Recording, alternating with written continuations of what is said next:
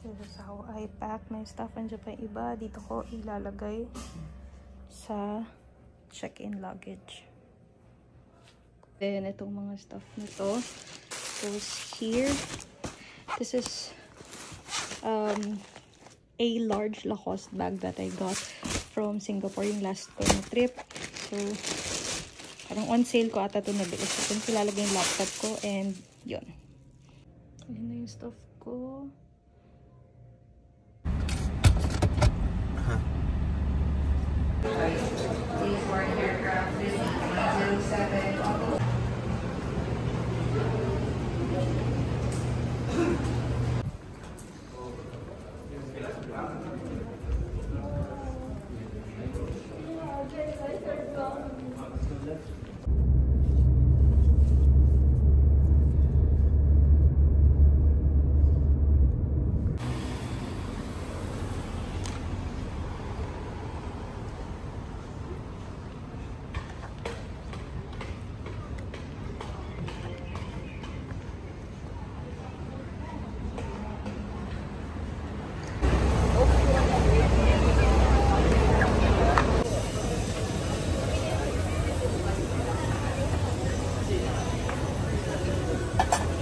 Anong gagawin dito?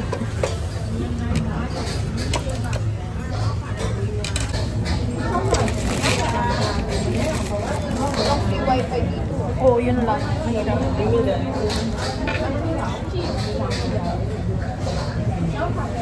Hey! May ebidensya na tayo.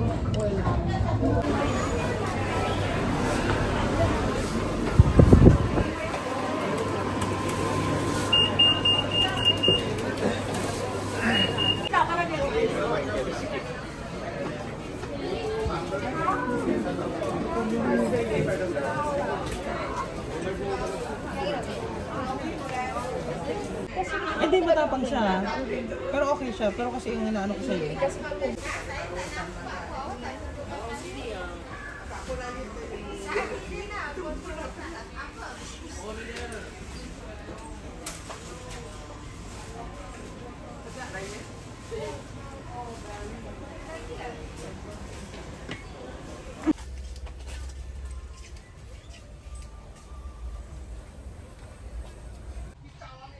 So, we're here sa Mustafa and magbili na kami ng perfumes. Tapos, nagtitingin na ng souvenirs kasi mas mura dito. So, ayan.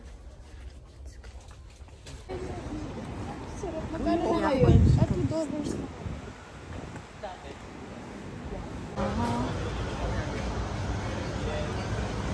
Solid to. Lagyan natin ng ano, toyo. Dyan pala naman. Naparami ata yung toyo na nilagay ko. Shucks.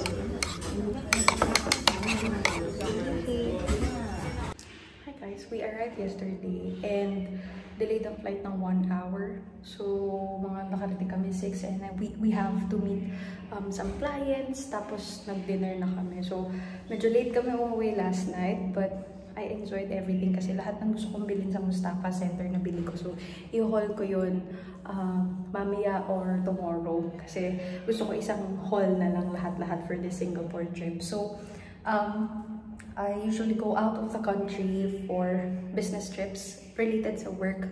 Not on a personal or leisure type of thing. Kasi nga simula na nag-law school ako, hindi na rin ako nakaka-travel. But I'm so happy na because of my work, I get to travel.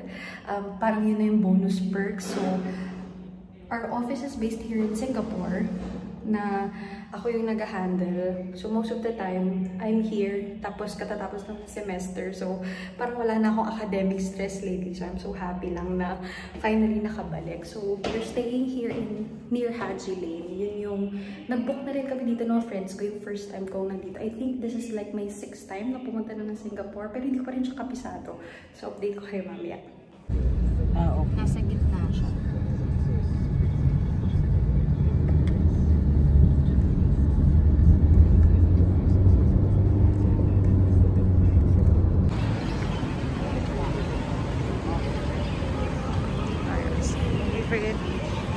ice cream.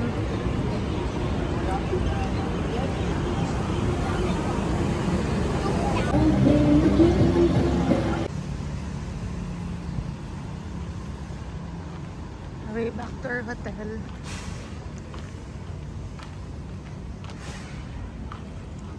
Walking distance lang siya sa hotel namin. Some of the establishments closed na. Pero ito, malapit na to sa Haji.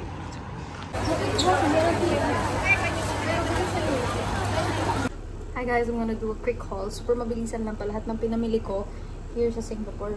Unahin ko na yung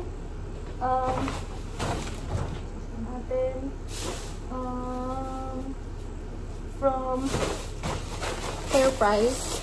Ito yung favorite ko kesa sa Irvin's na salted egg. Mas masarap to. Mas gusto ko yung lasa niya talaga. Ewan ko ba. And yung friend ko nang una kami pumunta dito, ito talaga yung recommend niya. So, 4 pieces to. This is the golden top salted egg yolk. Masarap to. I got 4 pieces sa FairPrice. Kasi malapit dun yung office namin. So, yung nakakita ko ng FairPrice, sabi ko, sige, bili na ako ng 4 para dun pasulubong sa bahay. And then, we met a few clients and partners. Tapos, habang iniintay namin sila, doon sa floor, may nakita ako Bondi. Basta sa ano to, second floor or first floor ng Lucky Plaza. And plan ko gamitin to sa Shanghai China trip, which I'll be vlogging then. This is quite pricey ha, sa totoo lang. Parang nasa 1.5 in peso to, but this is the color that I wanted. I have blue and then black from different brands. Pero ito, cardigan lang siya, for work. I really like this. So, ang ganda. Basta cardigan lang siya for work. 9:30 PM now. It's the time, para exact. Yes, 10 na halos. Kumain lang ako saglit. Ayan. Tapos, kanina namin to binili. So, madali na ako para makasleep na ako. Tapos sa Mustafa, I got a few stuff. Ito, nakaano pa siya. Mostly perfumes yung pinamili ko. Tapos, parang kasi wala nito sa Pilipinas. Parang sarap-sarap niyang tignan. This one's $250. Tapos, ito, $5.50. Para lang kasi siyang mukhang masarap. See? Super appetizing yung itsura. And then, from Mustafa, ano ba to? Sirain ko na lang. So, this is tax-free. Kung pupunta ka doon, minimum of 100, makakakuha ka ng tax-free. Bumili ako ng Victoria's Secret Crush. Mabango din yung Aqua Kiss, pero ito na lang yung pinili ko. Then, this one from Elizabeth Arden, Pretty. EDP kasi to kaya ako binili. But, this is the first time that I saw this parang, ano ba tawag dito? Perfume. Kasi every time na I visit Singapore, wala naman akong mapusuan talaga from Elizabeth Arden. But I like this one. Nung una yung whitey yung gusto ko, pero okay lang. Ito naman, I want to bring this with me sa bag ko. Ito lang, work or any event na pupuntahan ko. Gusto ko ito yung perfume ko. This is Burberry Brit Sheer. And then, EDT lang to. So, iba pa rin talaga pag EDT kasi mas nagtatagal. I saw this from TikTok.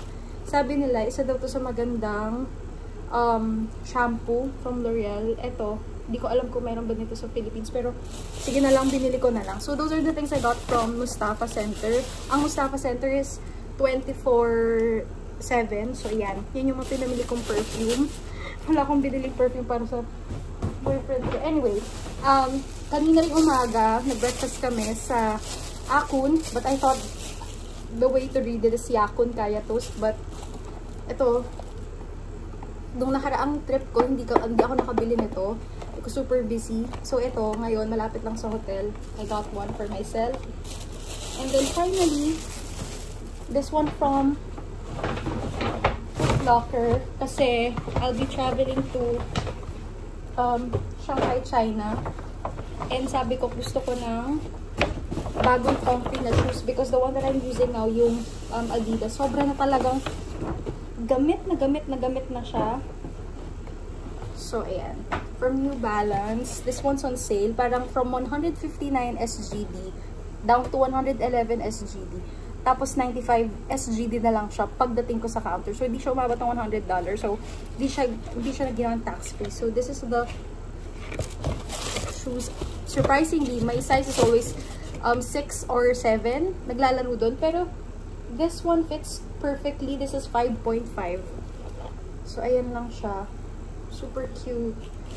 Nakita ko to last year na super trending. But, I like this because this one's on sale. Pag hindi siya sale, ayoko sa kanya. Pero dahil sale siya, gusto ko siya. So, yon. Wala masyadong sale ngayon, unlike the last time that we visited Singapore. Pero mas marami akong nabili ngayon kumpara before. So, yeah. That's it for my quick Singapore haul. Thank you guys for watching. I'll be updating kung ano pa yung mga mabibili ko. But so far, I'm really satisfied with the stuff that I got. Kasi after work, kapag bukas pa yung stall, buti na lang yung Mustafa 24/7. So, pagka-land namin, minit namin yung partner, and then, dumiretso kami Mustafa. Kahit gabing-gabi na, talagang laban lang. So, happy! That's where we're eating. Hello?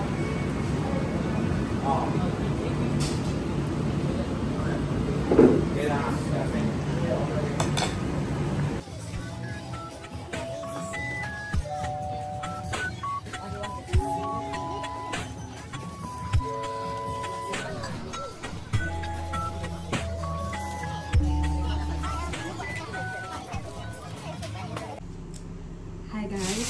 Sabi ko naman sa inyo, kapag may binili ako, i-update ko kayo para pag uwi ko ng Pilipinas, hindi ko na kailangan siyang i-haul. So, I'm back here sa aming hotel. Umalis pa yung dalawa kong workmates kasi may kailangan silang kulang pa na pasalubungan.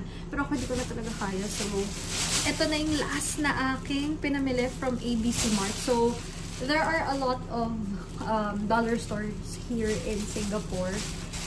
Sa tagal ko nang di nag-vlog, parang nahihirapan na akong magsalita. Nahihirapan na akong mag-vlog, nalilimutan ko na. Anyway, so, the semester's over, and sakto, after ng final exam ko sa law school, kinabukasan, flight na namin for work here in Singapore. So, itong mga pinamili ko, na pinakita ko sa inyo before, parang hindi ko talaga to nabili from the last visits na nagawa ko. Ngayon ko lang sila nabili. Kung kailan talaga wala akong planong mamili, doon ako maraming nabibili. Okay, back to this haul. So, ABC Mart, meron ito sa may Bugis Junction, pero meron din sa Lucky Plaza na Value Dollar Store. So, yan. Kahit saan naman yan, pare-parehas na mura. Kahit sa Mustafa kayo bumili, okay din yung price nila doon. Pero ito na kasi yung huli. At saka dito talaga kami lagi bumibili. The total price siguro nasa $49 siya. Hindi ko na ma-convert. Nasa 2K, 2.5. And super sulit lang lahat ng nabili ko. So ito, ipapasalubong ko dun sa pamangkin ni Roy. Kasi ang cute Kasi yan, papasalubong ko na lang neto. Kasi mura lang to. Then, favorite ko, Ferrero na chocolates. Hindi ko alam. Pag pumunta kami ng Singapore, lagi akong bumibili ng malaki. Kasi it's so cheap if we buy it here.